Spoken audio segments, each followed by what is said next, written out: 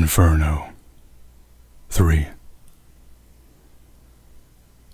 Through me the way is to the city dolent. Through me the way is to eternal dole. Through me the way among the people lost. Justice incited my sublime Creator, created me divine omnipotence, the highest wisdom, and the primal love. Before me there were no created things, only etern, and I eternal last. All hope abandon, ye who enter in. These words in somber color I beheld, written upon the summit of a gate, whence their sense is, Master, hard to me, and he to me as one experienced. Here, all suspicion needs must be abandoned, all cowardice must needs be here extinct. We to the place have come where I have told thee. Thou shalt behold the people dolorous, who have forgone the good of intellect. And after he had laid his hand on mine, with joyful mien whence I was comforted, he led me in among the secret things. There sighs, complaints, and ululations loud resounded through the air without a star, whence I at the beginning wept thereat. Languages diverse, horrible dialects, accents of anger, words of agony, and voices high and hoarse, with sound of hands, made up a tumult that goes whirling on forever in the air, forever black, even as the sand doth when the whirlwind breathes. And I, who had my head with horror bound, said, Master, what is this which now I hear? What folk is this which seems by pain so vanquished?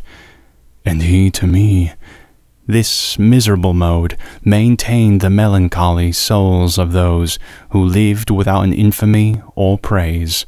Commingled are they with that caitiff choir of angels who have not rebellious been, nor faithful were to God, but were for self. The heavens expelled them, not to be less fair, nor them the nevermore abyss receives, for glory none the damned would have from them. And I, O Master, what so grievous is to these that maketh them lament so sore? He answered, I will tell thee very briefly. These have no longer any hope of death, and this blind life of theirs is so debased, they envious are of every other fate.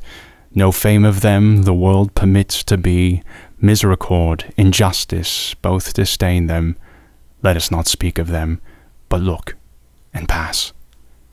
And I, who looked again, beheld a banner which, whirling round, ran on so rapidly that of all pause it seemed to me indignant. And after it there came so long a train of people that I never would have believed that ever death so many had undone. When some among them I had recognized, I looked, and I beheld the shade of him who made through cowardice the great refusal. Forthwith I comprehended, and was certain, that this the sect was of the caitiff wretches, hateful to God and to his enemies. These miscreants, who never were alive, were naked, and were stung exceedingly by gadflies and by hornets that were there. These did their faces irrigate with blood, which with their tears commingled at their feet by the disgusting worms was gathered up. And when to gazing farther I betook me, people I saw on a great river's bank, whence said I, Master, now vouchsafe to me, that I may know who these are, and what law makes them appear so ready to pass over, as to discern athwart the dusky light. And he to me, These things shall all be known to thee, as soon as we our footsteps stay upon the dismal shore of Acheron.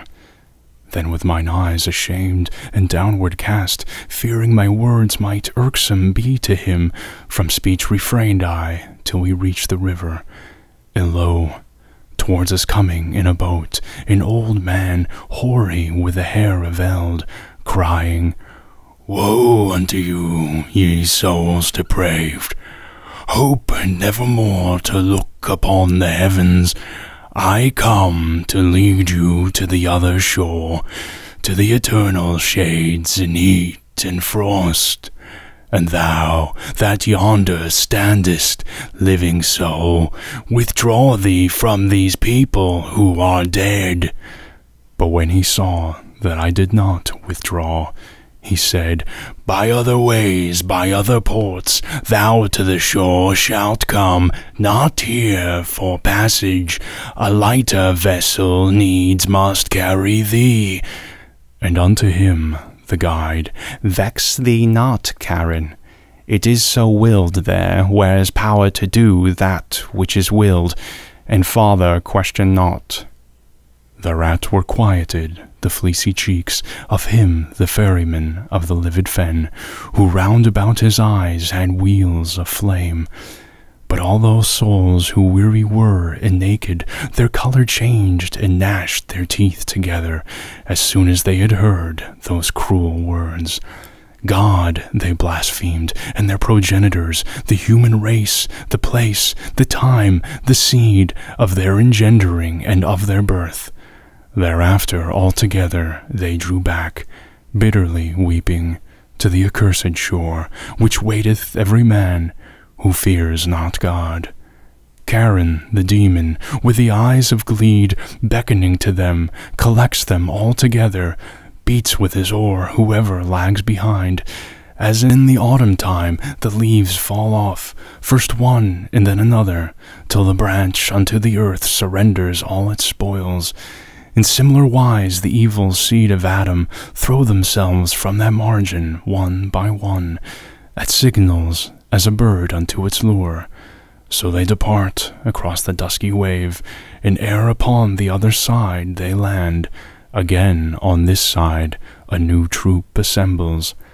"My son," the courteous master said to me, "all those who perish in the wrath of God hear me together out of every land, and ready are they to pass o'er the river, because celestial justice spurs them on, so that their fear is turned into desire. This way there never passes a good soul, and hence if Charon doth complain of thee, well mayest thou know now what his speech imports." This being finished, all the dusk champagne trembled so violently that of that terror the recollection bathes me still with sweat. The land of tears gave forth a blast of wind, and fulminated a vermilion light, which o'ermastered in me every sense, and as a man whom sleep hath seized, I fell.